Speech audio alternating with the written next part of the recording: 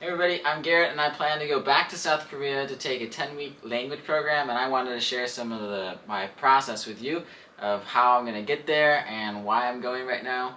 There is coronavirus, so there are some restrictions, and basically the schools that I want to go to, which are official schools that have their colleges and universities, that they want you to apply for 2 semesters so you can actually get a student visa if you don't want to go the route of through a college or university program. Then you can get to Korea through a different Korean program that'll probably be a little bit more expensive if you want to spend that long in Korea, but if you don't want to spend very long in Korea, you can go through, there are lots of businesses that provide Korean language programs that might be easier to get to. If you want to go to one of the colleges or university programs, it'll be much less expensive, but you will have to have more documents and things like that. So because I want to go to grad school after my Korean program, I'm hoping to get a TOPIK level of 4 or higher. The TOPIK is the Korean language proficiency test, and I just want to share with you some of the documents you might need to get into there. First, you're going to need a passport that will allow you to be there for as long as you need, and along with that, they sometimes want you to have a specific document, which is like your high school diploma or even your college diploma, whichever one you had most recently.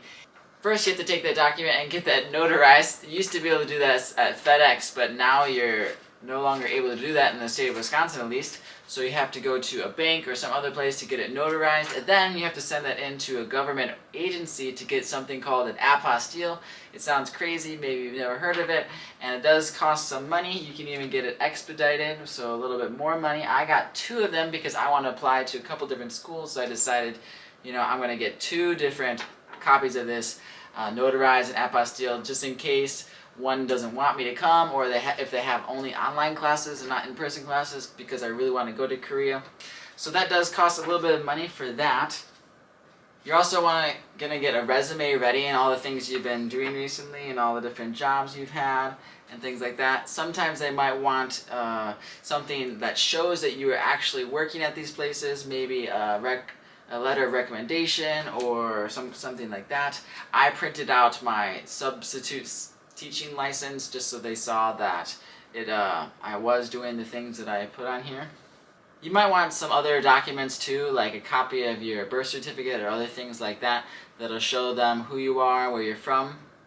Also, if you're going to be going for 2 semesters to get that student visa, you're going to need to show them that you have sufficient funds in your bank, so you have to get an official document that says you have more than $10,000 in your bank account. And this is a little bit tricky because they want it to be printed out about 30 days before they receive it, and the time frame to receive applications at some of the schools is only about a month time frame. So you have to be on top of your game and getting all these documents really quick right in the beginning, and then mail them to Korea. Some schools want them mailed, some just want the online forms for you to send them the PDF copies, and some want both. So you have to be on top of your game, so please make sure to PDF and scan all your documents. Make sure you have them on your computer right away so that you can send them to Korea.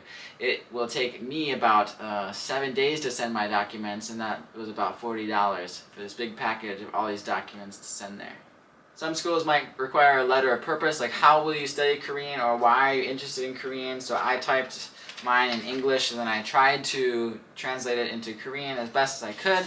I probably had lots of mistakes, but I'm going to learn Korean, so they shouldn't judge me too harshly if I have some mistakes. So yeah, I want to just share this experience with you, and if you have any questions about why I'm doing what I'm doing, or different schools that you're interested in, or which one you should do, just please post in the comment below and I'll try to have a conversation with you and help if I can.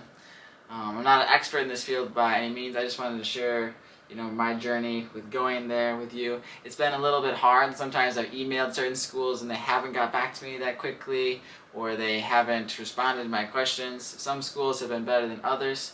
So I hope this helps, and just let me know in the comments if this did help you. Please give it a thumbs up, and I will see you